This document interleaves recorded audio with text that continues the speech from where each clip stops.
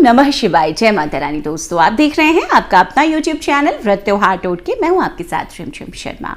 दोस्तों, आज इस वीडियो में मैं आपके साथ पशुपति व्रत में खाने संबंधी नियमों की पूरी जानकारी शेयर कर रही हूं। आपको क्या खाना चाहिए, क्या नहीं खाना चाहिए, ये समस्त जानकारियां इस वीडियो में आपको मिलेगी, तो वीडियो अंत तक जरूर देखें। दोस्तों, पशुपति व्रत में व्रत का जब हम संकल्प लेते हैं तो सबसे जो पहला विधान है वो है व्रती के उपवास में रहने का।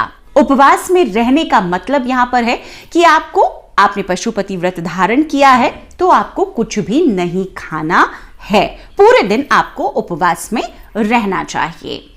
अब जो दूसरे तरीके से व्रत धारण करते हैं, मतलब कि अगर सामर्थ्यता नहीं है शरीर की, तो इस व्रत में दोस्तों फल मूल भी खाया जाता है, इसका भी विधान है। तो जो भी सीजन के फल होते हैं वो आप ग्रहण कर सकते हैं अपने स्वास्थ्य के मुताबिक। कोई फल किसी को नहीं अगर सूट कर रहा है वो ध्यान देंगे और अपने स्वास्थ्य के लिहाज से सीजनल फल खा सकते हैं। दोस्तों, अब ये कि फल क्या सुबह की पूजा के पहले भी खा सकते हैं? नहीं, सुबह में आपने जब व्रत का संकल्प लिया है तो बिल्कुल व्रत के संकल्प के पहले कुछ भी ग्रहण नहीं करना आपको। व्रत धारण करने के बाद पूजा पाठ जो सुबह का होता है, अभिषेक और विधिवत भगवान का पूजन करने के बाद में आप फल ग्रहण कर सकते हैं। आप व्रत में दूध भी ले सकते हैं। अब आपने फल ले लिया है तो फलों के रस जूस भी आप ले सकते हैं। आप चाय बनाकर भी पी सकते हैं अगर आप चाय पीते हैं तो इस तरीके से आप फलाहार रहेंगे। अब दोस्तों, जो तीसरी जानकारी वो ये है, एकदम सटीक जानकारी है ये, और ये बिल्कुल मैं वर्णित जो शास्त्रों में है इस व्रत के महात्म्य में, विधि में, वही आपको बता रही हूं। तीसरी जो बात है, जो बहुत संशय है लोगों के मन में, बहुत सवाल आते हैं इस बारे में कि क्या अनाज ग्रहण कर सकते हैं? जी, किया जाता है, अनाज ग्रहण आप कर सकते हैं।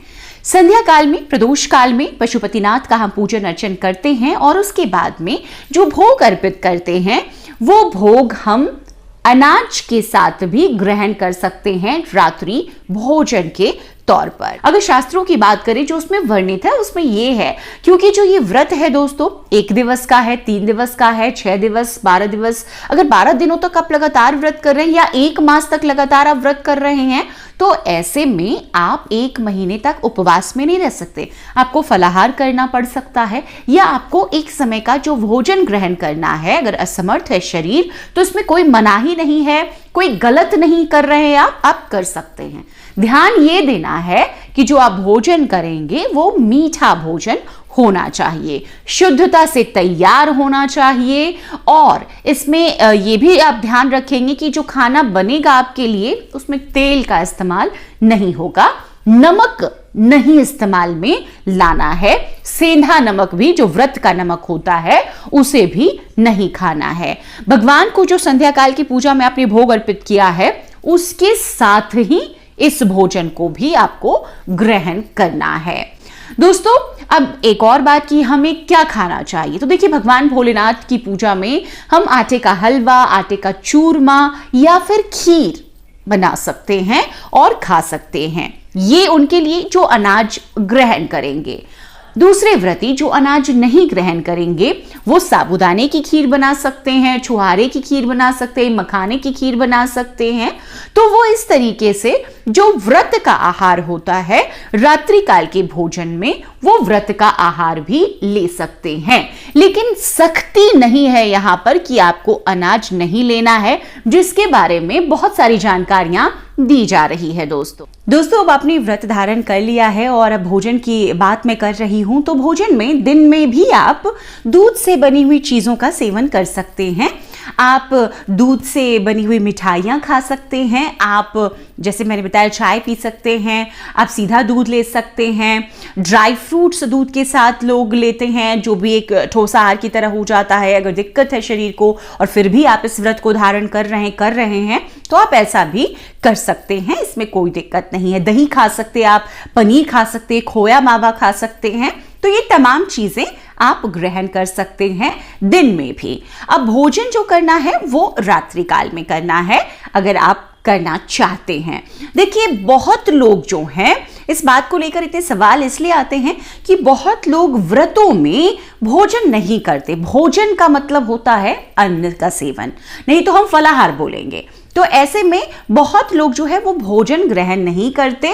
तो आप भी ना करें अगर आपकी इच्छा ऐसी है तो। लेकिन क्योंकि ये लगातार 12 दिनों तक, 1 महीने तक भी आपको करना है ये व्रत, तो ऐसे में आप एक समय का भोजन ग्रहण भी कर सकते हैं, उसमें भी कोई दिक्कत नहीं। आप चाहते हैं कि 1 दिन का अगर आपने रखा है आप उपवास पे रहें, आप ऐसा ही करें।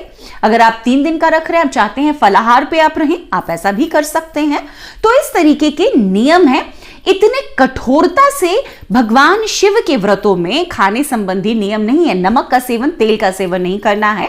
अनाज, मीठा भोजन एक समय और सीमित मात्रा में आप खा सकते हैं। इसका वर्णन शास्त्रों में है। कोई भी ऐसी बात नहीं है कि आपका व्रत टूट जाएगा, आपका व्रत खंडित हो जाएगा, व्रत की पूर्ण फलों की प्राप्ति नहीं होगी, ऐसी कोई बात नहीं है। क्योंकि मैं यहाँ पर खाने की जानकारियां दे रही हूं, तो अब एक और महत्वपूर्ण जानकारी है कि क्या पशुपति व्रत जो कर रहे हैं व्रती, वो दवाइयां ले सकते हैं। तो दवाइयों के संबंध में ये जानकारी बहुत महत्वपूर्ण है, आप ध्यान से सुनिए। दवाइयां, कोई भी ऐसी दवाइयां जो आप टॉनिक के तौर पे लेते हैं, सप्लीमेंट्स के तौर पर लेते हैं, वो बिल्कुल ना लें, क्योंकि उसके बगैर कोई दिक्कत नहीं होने वाली आपको। हाँ, अब कोई ऐसी दवाई है जो कि बहुत जरूरी है आपको रोजाना लेना, आपका सीधा स्वास्थ्य पर असर पड़ सकता है उसके ना लेने से, तो ये दवाई आप जब आप सुबह की पूजा के बाद भोजन ग्रहण कर रहे हो, फलाहार कर रहे हो, उसके साथ ले लें एक बार।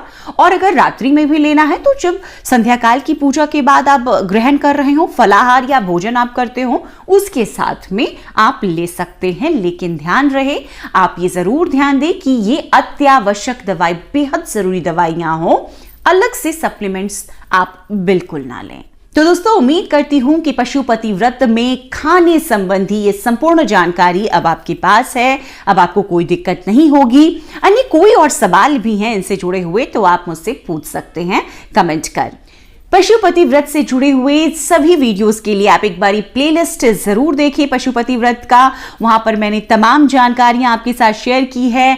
व्रत कब करें, कैसे करें, पूजा विधि क्या है, सामग्री क्या है, क्या आपको खाना चाहिए, क्या नियम है पशुपति व्रत के, ये तमाम जानकारियां आपको उस प्लेलिस्ट में मिलेगी। आपकी सहूलियत के लिए मैंने एक जगह पर रखा है कि आप आसानी से उन्हें देख सकें और आप लाभान्वित हो सकें।